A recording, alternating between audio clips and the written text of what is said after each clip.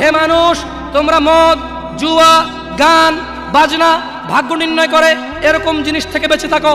আল্লাহ বলছেন যে রিজসুম মিন আমালিশ শায়তান, এগুলো শয়তানের কাজ, এগুলো ইবলিসের কাজ। ফাজতানিবু, আল্লাহ বলছে হে আমার বান্দারা, ফাজতানিবু, এগুলো থেকে বেঁচে থাকো। কেন? লাআল্লাকুম তুফলিহুন, যাতে তোমরা জিতে যাও, যাতে তোমরা সফল হও, যাতে তোমরা জান্নাতি হও, যাতে তোমরা ভয়াবহ আগুন থেকে বেঁচে যাও। জাহান্নামের আগুন কি? নাযাআতাল লিশশাওয়া, চামড়া খসে দেবে, এটা হচ্ছে জাহান্নামের আগুন। জাহান্নামের আগুন থেকে বাঁচার দরকার আছে না নাই? এইভাবে এলোমেলো চলাফেরা, শুক্রবারের নামাজে গিয়ে বাকিও সব বাদ দিয়ে নামাজও পড়বো, শুধু খাবো। আরে বাস্তবতা এমন, এখনকার ঘুষখোররা বলে যে শুনেন 3 লাখের নিচে হবে না, আপনাকে বুঝতে পারতেছি না, জোরের টাইম চলে যাচ্ছে, দিলে দিন না দিলে যাই নামাজ যাই।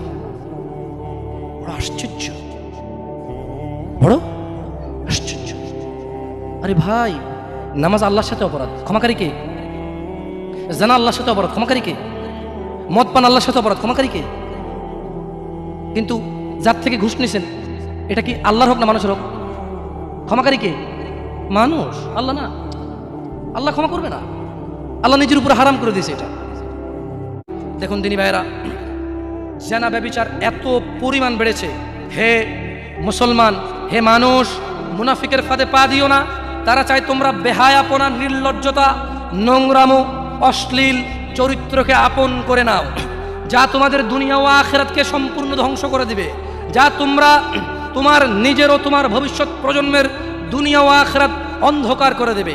এই ব্যাপারে আল্লাহ সুবহানাহু ওয়া তাআলা সূরা আল ইসরা বলছেন, ওয়ালা তাকরাবুজ জিনা, তোমরা জানার কাছেও যেও না, ইন্নাহু কানা ফাহিশাতান ওয়া সাআ সাবিলা, নিশ্চয়ই এই জানা ব্যভিচার, নিশ্চয়ই এই জানা ব্যভিচার, নিশ্চয়ই এই জানা ব্যভিচার অশ্লীল, অশ্লীল, অশ্লীল, অশ্লীল, নিকৃষ্ট, নিকৃষ্ট, নিকৃষ্ট আচরণ।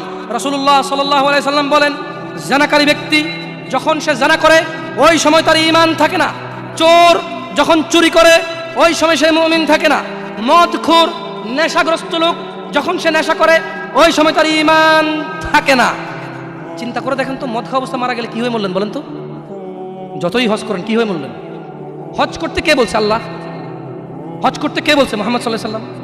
নামাজ পড়তে কে বলছে? আল্লাহ। নামাজ পড়তে কে বলছে? মুহাম্মদ সাল্লাল্লাহু আলাইহি সাল্লাম।